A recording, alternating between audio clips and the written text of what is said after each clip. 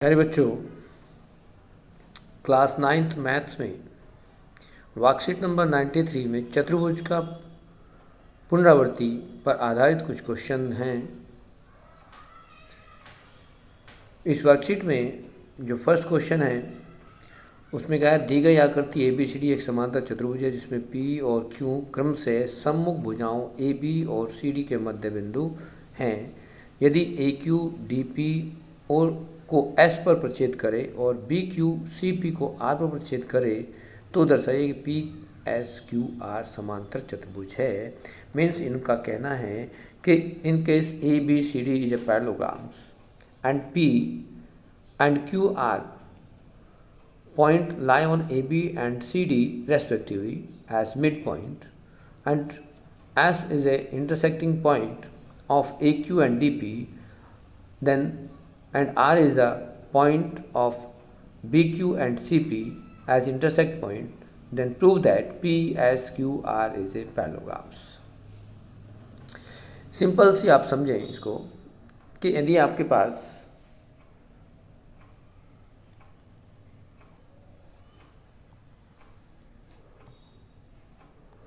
इस फिगर को देखें तो इसमें आपके पास कहा है कि ये A B C D parallelogram है। A B C D parallelogram है तो ए बी जो साइड है वो सी डी के पैरेलल है और पी और क्यू दोनों मिड पॉइंट हैं तो उनके हाफ भी इक्वल होंगे, पैरेलल भी होंगे। तो यदि हम ये कहें कि यदि A B is parallel to C D तो half of A B equal to half of C D होगा। मीन्स आप इसको प्रूव कर सकते हो, कह सकते हो कि ये parts Q C equal to A P होगा। सिमिलरली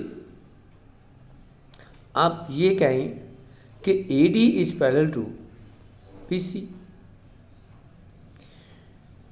तो यहाँ से दूसरी लाइन भी देखेंगे आप कि जो इसके पैरेलल लाइन है ये आपस में तो पैरेलल है, बट दूसरी जो पार्ट्स हैं as P B and D Q is also parallelogram, और पैरेललोग्राम में तो अपोजिट साइड इक्वल होती हैं।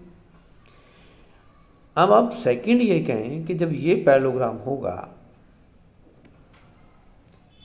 तो आपके पास इसकी अपोजिट साइड इक्वल होंगी, ये साइड इसके इक्वल हो गई, ये साइड इसके इक्वल हो गई।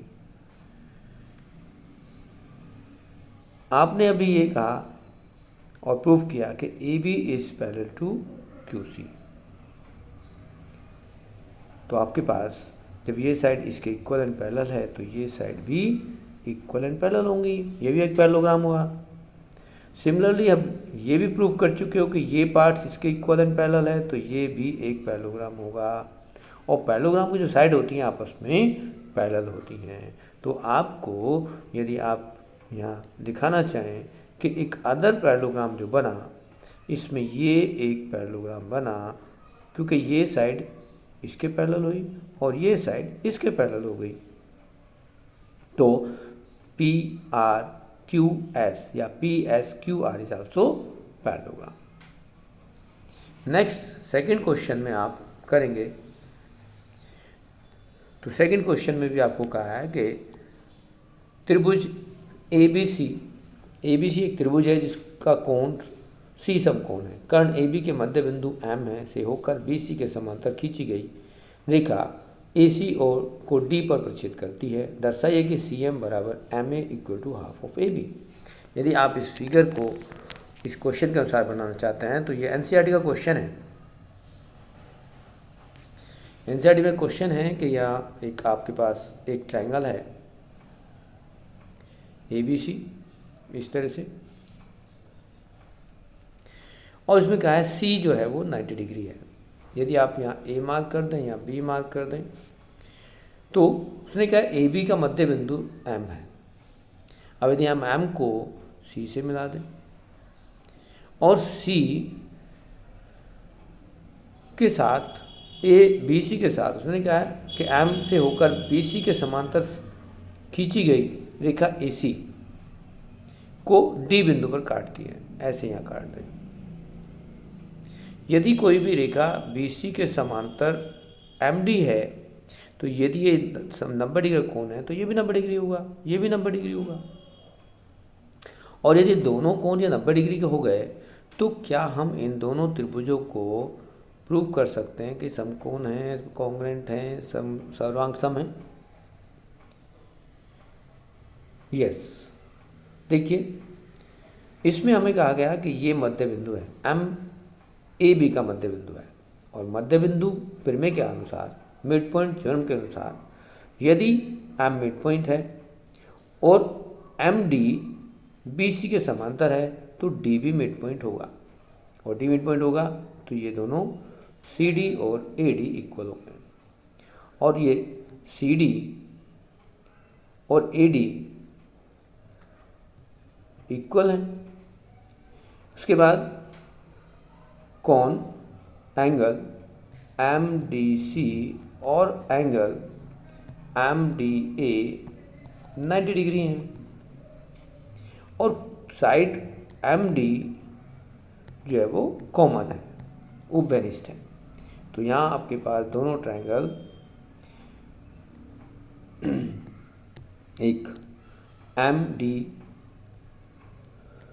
ए are congruent to triangle of M D C हो जाएगा, और यदि इक्वल है, कॉन्ग्रुएंट हैं, तो आपके पास कहने के लिए होगा कि यहाँ पर आपकी जो साइड है M C equal to M A, but M A is half of A B है, ये तो M is also mid point, तो M C equal to M A equal to half of A B, यही हमें proof करना था। Next question में देखोगे तो उसमें कहा है कि एक समांतर चतुर्भुज ए बी सी डी में ई और एफ क्रम से भुजा ए बी और सी डी के मध्य बिंदु हैं। फिगर में देखोगे ई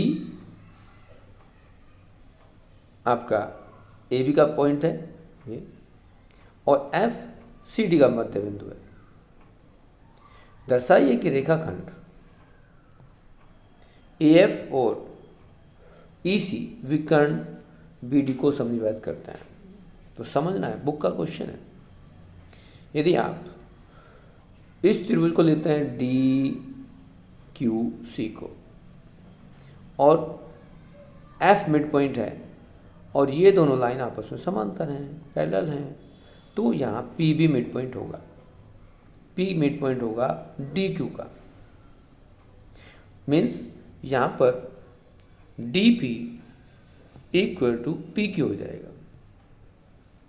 सिमिलरली यदि त्रिभुज ए पी बी को लेते हैं और ई मिड पॉइंट है, तो यहाँ पर ए पी ई क्यू के भी पैरेलल है, और ई मिड पॉइंट है, तो यहाँ से पी क्यू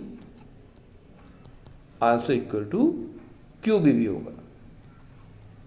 तो जब बी पी क्यू दोनों कॉमन है, तो यहाँ से आपके पास D P equal to P Q equal to Q भी आ गया। तो ये तीनों इक्वल पार्ट्स हो गए। ये इसमें कहा गया कि रेखाखंड line segment A F and E C diagonal B D trisect, तो इनको तीनों इक्वल पार्ट्स में ब्रेक करता है। इस तरह से आपकी वर्कशीट के 3 क्वेश्चंस में 4th क्वेश्चन को देखोगे तो उसने कहा दर्शाइए कि किसी चतुर्भुज के विकर्ण परस्पर समकोण पर समद्विभाजित करते हैं, तो वह सम चतुर्भुज है। प्रीवियस नॉलेज के अनुसार देखेंगे कि एक आपके पास वर्ग है, और वर्ग में जो विकर्ण होते हैं वो एक दूसरे को लंब समद्विभाजित करते हैं। उसने कहा एक चतुर्भुज है, लेकिन उसमें कहा है कि उसके जो विकर्ण एक दूसरे को परस्पर समद्विभाजित करते हैं, और ये सिर्फ और सिर्फ वर्ग में करेंगे या सम चतुर्भुज में करेंगे। अब इनको दिखाने के लिए आप ये दिखा सकते हो कि ये वर्ग, ये सारी भुजा आपस में बराबर हैं, तो कैसे दिखाओगे? तो ये हमारे पास सम चतुर्भुज और परस्पर समकोण पर समद्विभाजित करते हैं, तो ये भुजा हम इसको कह सकते हैं, ये ए है, ये बी है, ये सी है, ये डी है, ये ओ है, तो ओ ए इक्वल टू ओ सी होगा, समद्विभाजित कर रहा है। लंब है तो 90 डिग्री का हो गया, और ये साइड जो है कॉमन हो गई, तो दोनों ट्रायंगल कॉन्ग्रुएंट हो गए। और कॉन्ग्रुएंट होंगे तो ये DC भुजा AD के बराबर होगा, और ये चतुर्भुज है उसकी एडजेसेंट क्रमागत भुजा बराबर हैं, तो कहेंगे कि ये एक समांतर चतुर्भुज है, क्योंकि जब सारी भुजा बराबर होगी तो वो समचतुर्भुज होगा। इस प्रकार अपनी वर्कशीट को पूरा कर सकते हो।